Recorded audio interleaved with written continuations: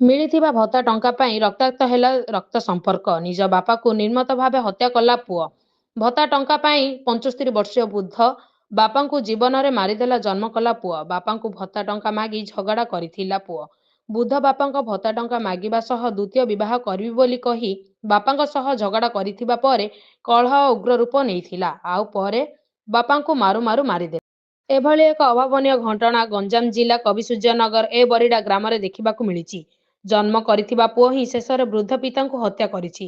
ଏ ବରିଡା ଗୋପାଳନଗରର ବୃଦ୍ଧ ପଦ୍ମଲାଭ ସାହୁଙ୍କୁ ହତ୍ୟା କରିଛି ପୁଅ ରମେଶ ସାହୁ। ହତ୍ୟାକାଣ୍ଡ ପରେ ମୃତ୍ୟୁବୃଦ୍ଧଙ୍କ ବଡ଼ ପୁଅ କବିସୂର୍ଯ୍ୟନଗର ଥାନାରେ ପହଞ୍ଚି ଅଭିଯୋଗ କରିଥିବା ପରେ ପୋଲିସ ପହଞ୍ଚି ଘଟଣାର ତଦନ୍ତ ଆରମ୍ଭ କରିଥିବା ସହ ହତ୍ୟାକାରୀ ରମେଶକୁ ଅଟକ ରଖିଛି।